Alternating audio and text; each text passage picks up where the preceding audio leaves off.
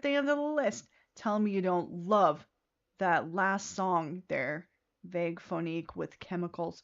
And the song before this, oh my god, I love this song, Gone Mune with Amnesia.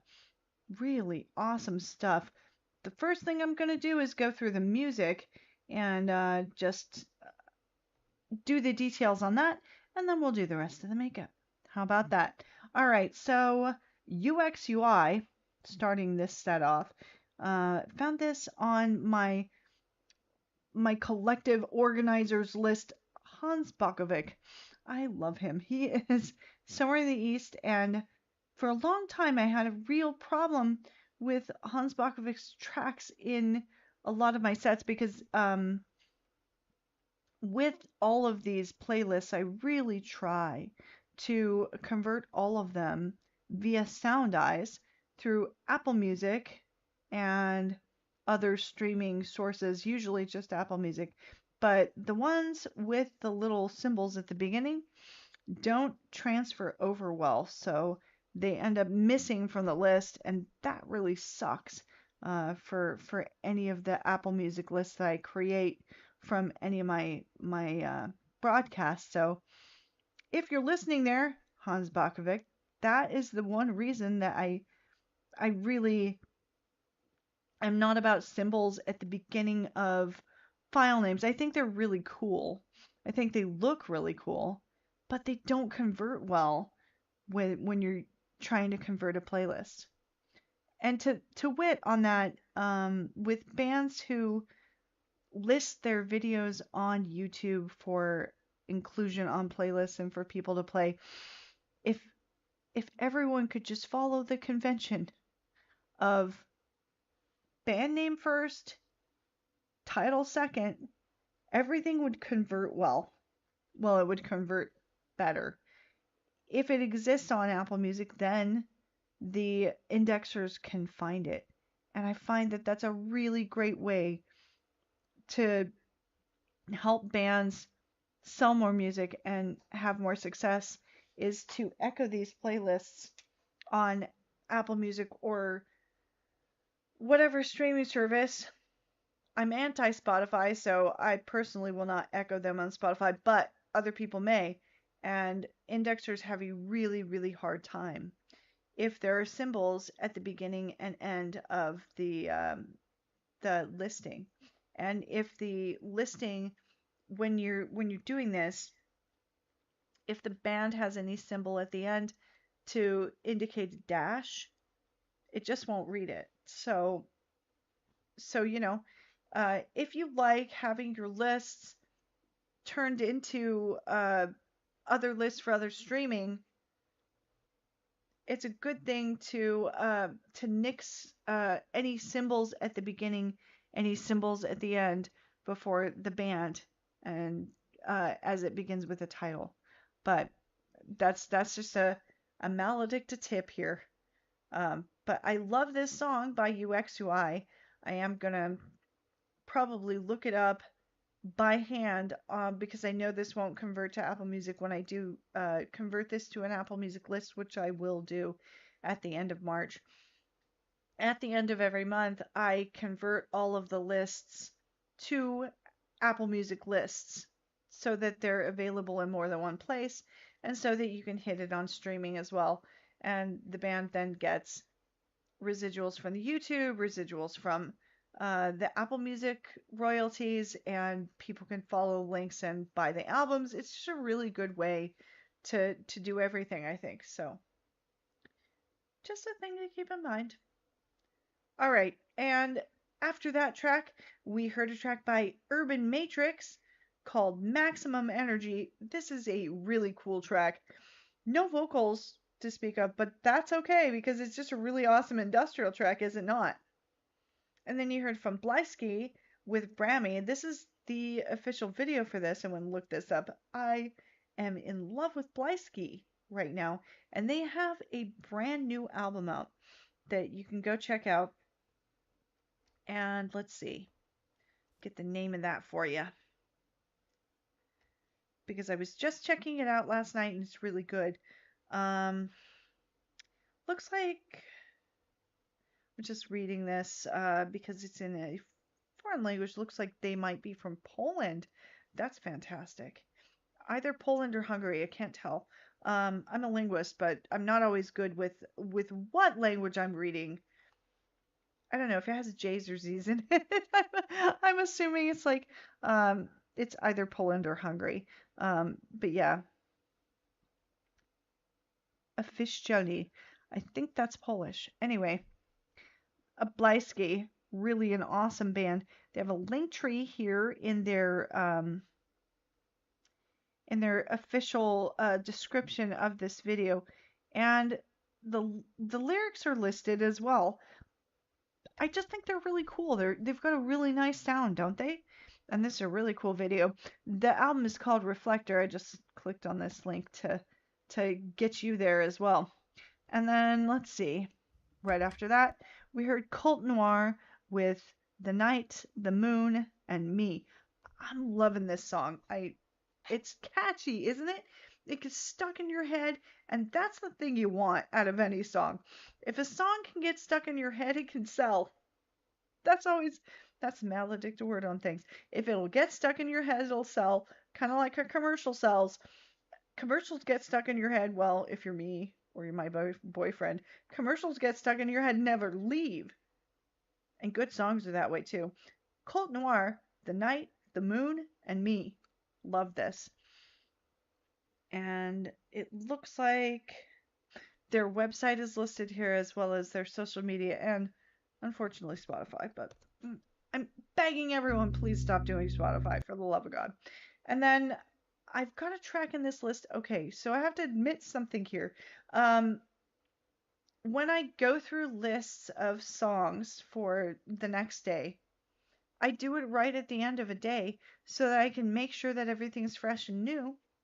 And when I was doing that, I was into the flow of this list. Wholesome and Good was suggested to me by my YouTube algorithm, but listening through the song and watching this video like a second time when I'm absolutely 100% like awake and aware, when I was listening through the list last night, I was half asleep doing it and like just trying to get it out there so that everybody had the goth list for this week. And sometimes I'm listening to things the second time, third time through when I'm doing the show, and I'm like, huh, one of these things is not like the other. One of these things is just not the same. And Woesome and Good is unfortunately not like the others and not the same. This meant to go on a different list, I'm pretty sure of it, because this is a very ambient track. It's not it's it's not exactly goth, but you know what? It went in the flow so well that it just stayed in the list, and I was like, yeah, that's good. But Woesome and Good, I'm here to tell you, I love this song, I love this video, but it's not quite uh what I would expect from the goth list. Nonetheless, it's a really good track. Don't you think? Woesome and Good with LLL. And then, let's see, we heard from Zatar with New Age. I'm loving this track. I think it's really cool, and I think the visual is really cool. It's a still visual, which is what you get from a lot of like the Eastern collectives where the bands don't really have a YouTube presence and have a really hard time having that YouTube presence unless someone publishes something for them. Well, I'm here to complete a link in that chain. Bands, if you've got a still video up and a really good song that's been on one of these best of goth releases playlists, please contact me. I'll make you a video if you'd like. I'll make you a video for that song. It won't be anything special. It'll be stock footage from like public domain sources because I am, if anything, not a film editor, my friends. I'm really not. But I do love to make videos that go with old movies that are in the public domain. So if you want a video for it, and that's within your criteria, please contact me. I'd love to do it. All right, and then we have a video here from Gone Mune with Amnesia. This is a really arresting and cool song with a really cool visualizer. And I'm noticing here, Gomyun is from Singapore. And I think about this, right? And I'm like, Singapore. National language in Singapore is English, and there's a whole lot of Japanese and Chinese culture there because um, there's a whole lot of influence of all Asia in Singapore. And so why wouldn't there be a bunch of awesome, really awesome post-punk bands there? I'm gonna have to explore that more. And if you've ever watched videos about Singapore, what a wonderland of a place. I'm taken with it myself. So really do want to find out some more about some Singaporean uh, post-punk bands. Hey, Gone Myun, if you're watching this and you have a link or you have a connection to more post-punk bands, please send them my way because I'd love to put their stuff on my shows. I don't put everything up. I pick 15 tracks of the best goth from the week. So, but I will always listen to it and be like, "Hey, this is cool," and I'm gonna follow this. So Gomyun, if you've got connections in Singapore that are post-punk band, please send them my way because I really am eager to check out some of that. And then Vague Phonique with Chemicals, last song in the set. So cool and such a cool video, am I right?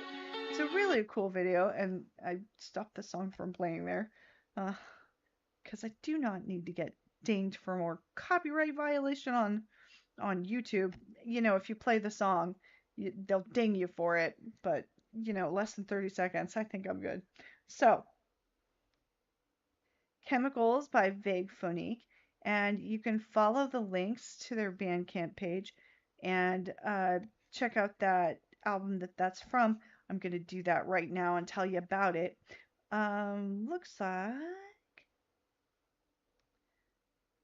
Looks like this is a full album by the name Chemicals, possibly an EP. Let's see.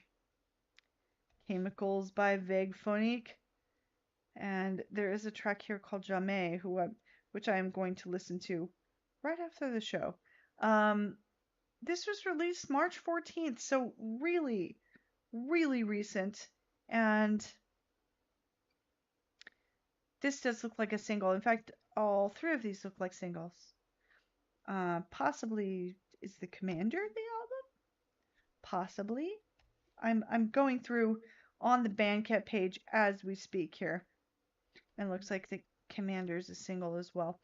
Uh, anyway, you can buy this by going to their Bandcamp page. Turns out the band is from Stuttgart, Germany.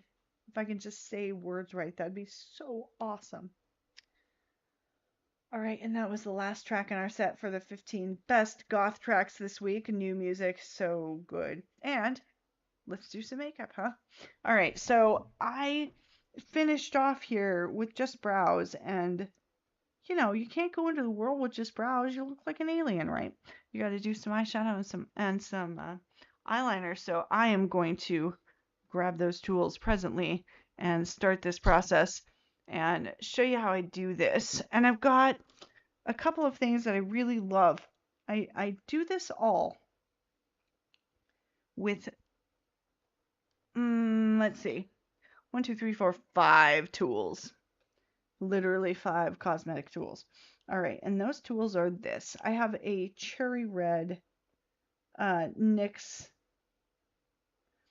lipstick here, and I'm looking for the color on it and not finding it presently.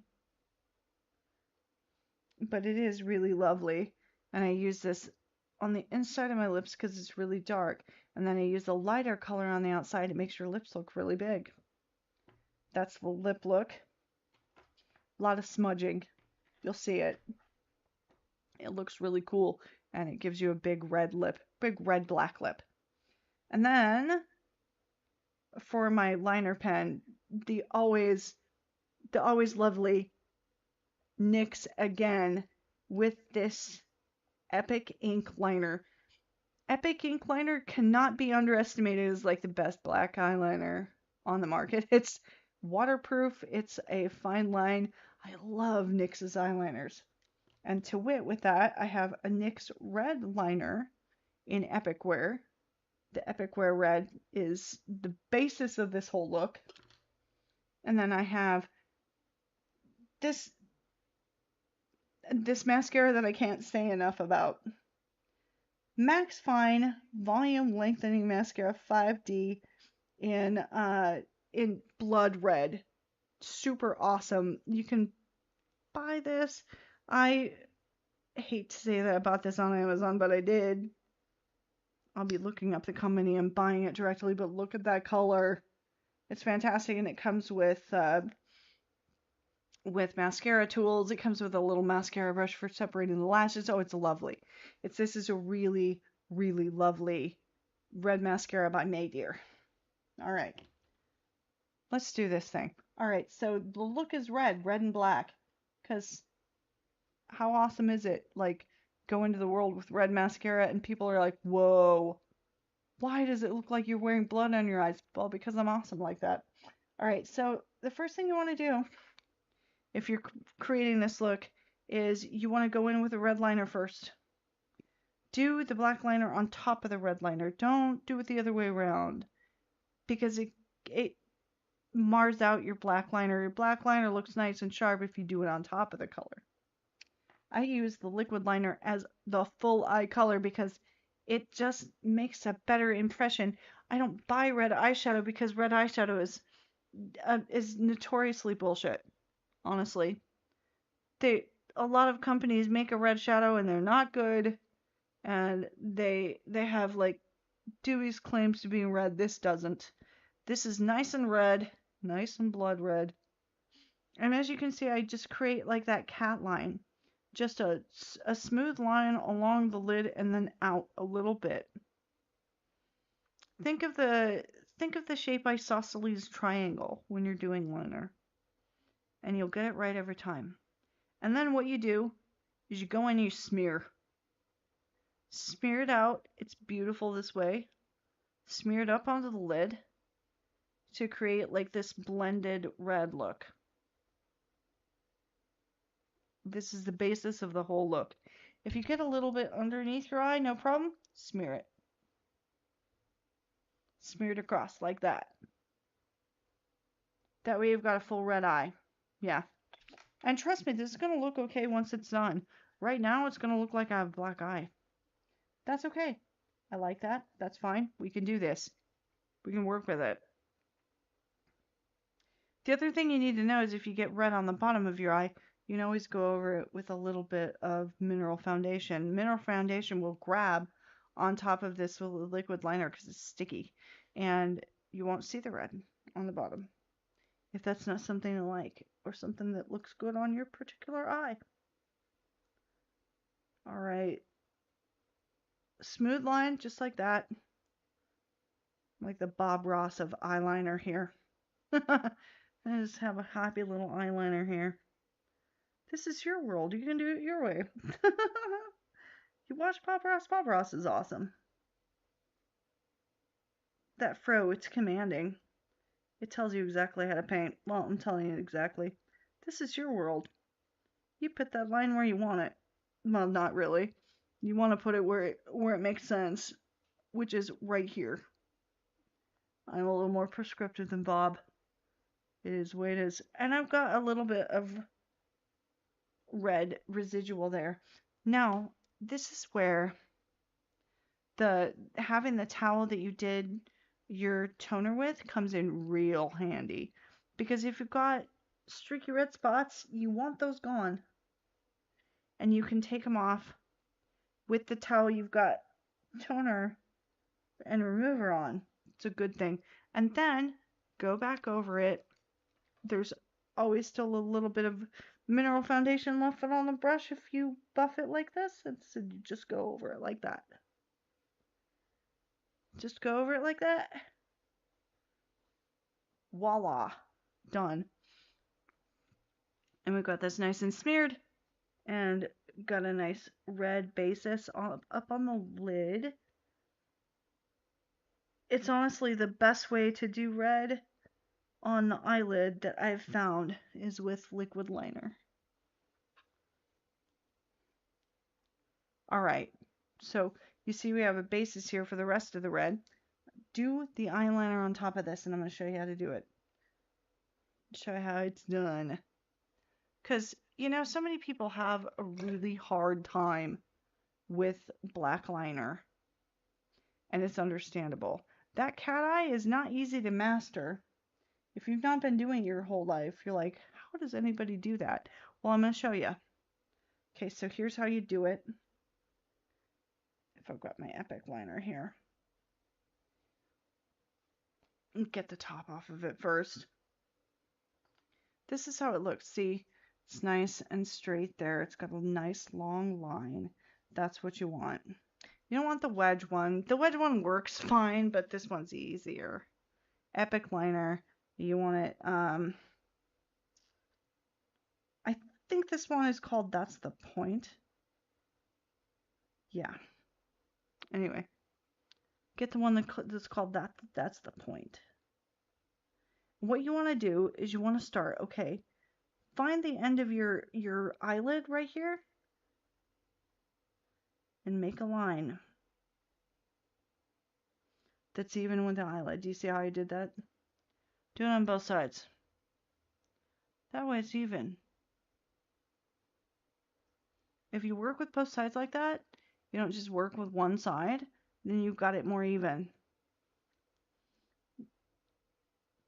Okay, then what you're going to do is come up here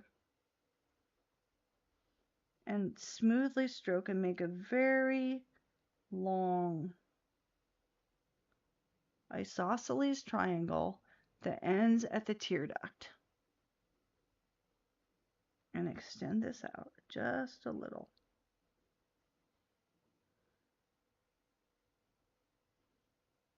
And go along the lash line to get it nice and black. Now, if you have problems where you end up with the liner on the inside of your eye and it smears, don't do that then.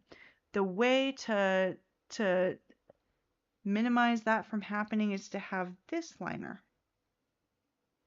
And this liner is Wet n Wild breakup proof black liner. This stuff is awesome. And you can go in on the inner lash of your eye, point that eyeliner up. Don't point it straight, point it up so that you're not getting it underneath your eye. And then just do that, open your eye like this, right? Like I'm doing. Look at something straight in front of you that is a mirror and go along that lash line like that. And that will minimize the amount of black under your eye. You're welcome. But for right now, because I don't have that problem, I am just going to go smooth liner along the inside of my eye. Because I have a very delineated lid. And it makes it easy to do this. Doesn't mean it doesn't happen. It does to me. I have to be careful of it, but on these particular eyes, I know how to do it. So then with this one, remember, people will tell you you only get a certain amount of stretches in your life if you stretch your eye. That's bullshit. Just do it. If it makes a smooth line, just do it. Are you going to have to worry about wrinkles later? Probably. Technology's great, isn't it? It deals with wrinkles. That's the top concern in skincare. So, you know what? Things are going to come along that are going to deal with that problem. Just do it. And I'm going to smooth this in on the inside of my eye along that line. Connecting the isosceles triangle here. Oh. From the other side. And then I examine. Do I have a gap? If I have a gap and I feel like I can't do that without getting eyeliner on the inside of my eye that looks like crap, I go in with that break-up proof liner. But so far, let's see. I do have a little bit of gap. I'm going to fill that in.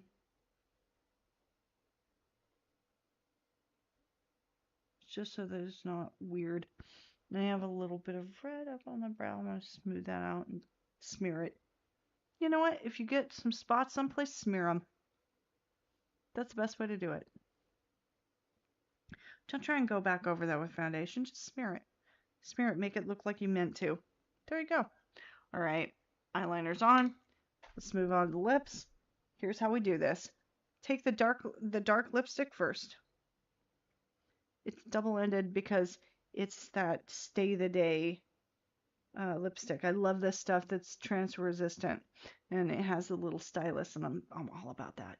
Okay, so here's what you want to do.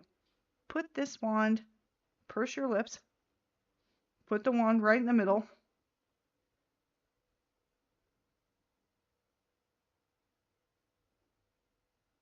and do that. See what I did? Put it right in the middle, smear it like that, put the dark in the middle. Then take the lighter red, and this is Maybelline 24-hour color. I am a big fan of this. Eternal Flame. Love Eternal Flame. It looks good no matter what. All right, what you're going to do is just line the outside of your lips like it was liner. Just like this.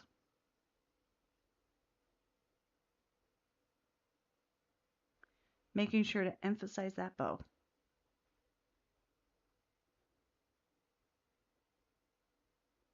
Follow the line. Make sure you don't get outside of it. That looks like crap.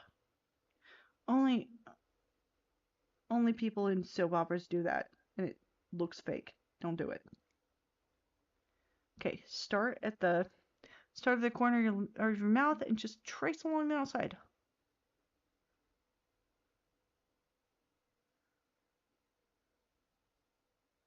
With the long part of this stick. You see what I'm talking about? Then smear into the dark with the stick. Do that. See how the dark is on the inside? It makes your lips look much bigger. Then emphasize whatever is uneven. If you've got uneven lines, I see I do.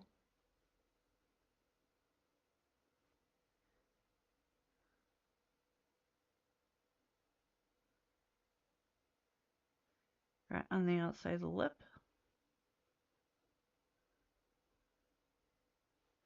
Voila.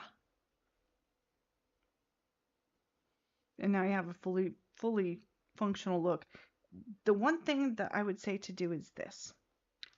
Also, it looks weird when you don't have any color on your cheeks whatsoever. It's a cool look for goths, but I personally like the kind of Victorian blush look.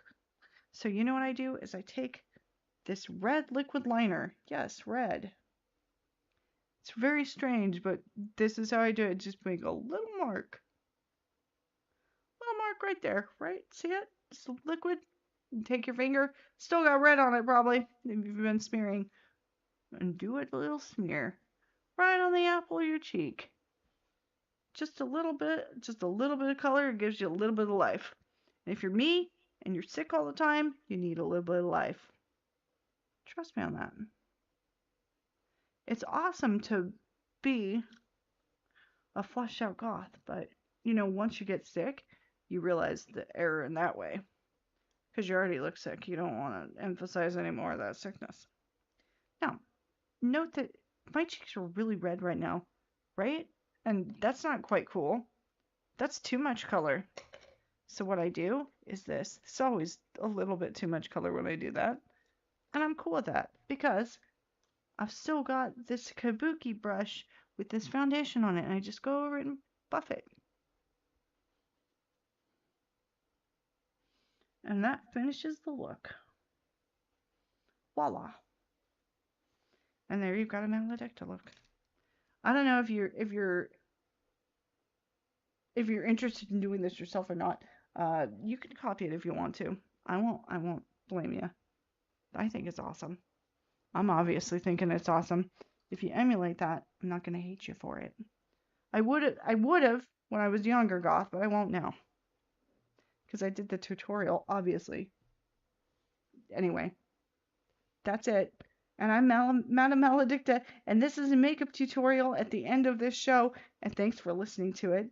Uh, This is the Friday show that happens every Friday. We're gothing it up, listening to the best 15 goth tracks. Come back every Friday and we'll do something fun every Friday, and there'll always be 15 new goth tracks for you. And then also Monday, if you love Witch House, if you love Wave, come and experience that show with me. That show is called Mesmerize Monday. It's been going for a long time, and I have 15 brand new tracks of awesome Witch House and Wave for you every Monday. And then every now and then, not right now, but every now and then, I have a remix of about an hour and a half in length, usually, of songs that I have remixed together. I'm trying to decide if the next one I'm gonna do is Jazz Continuum 2, or whether I'm gonna mix together a bunch of Witch House and Goth, because that's a really fun thing, like old death rock and witch house go like magic together when you remix them together. I'm thinking about doing that.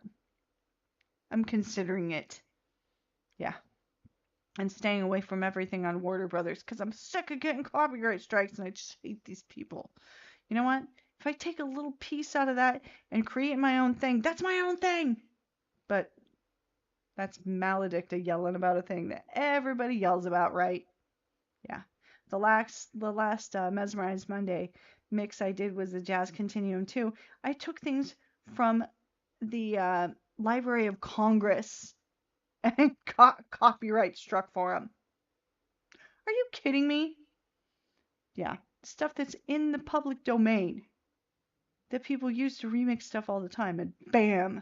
I've got like a little YouTube copyright strike, and makes me absolutely furious. And if you're watching this video and you want the link to that remix, that hour and a half fun Jazz Continuum remix, write me on the comments. I'll send it to you because it's downgraded. It's something that you're not gonna see on YouTube necessarily because they're downgrading it. That's how that works. If you get a copyright strike, they downgrade it in the search. They put it at the bottom of the search results, and therefore nobody ever finds it. It's not that it's restricted, it's that it's restricted. Yeah. Isn't that cute? Isn't that cute? YouTube, it's wrong. It's still wrong. Anyway, that's my opinion. I'm sticking to it. I'm Madam Maledicta. This has been the Gothless. Thanks for watching through the makeup tutorial as well. It's been a fun Friday. Be back here Monday for Mesmerize Monday. Come back for the rest of the week for all the shows. And I will chat at you then. And I am Madam Maledicta, bidding you all a fond adieu for this lovely Friday.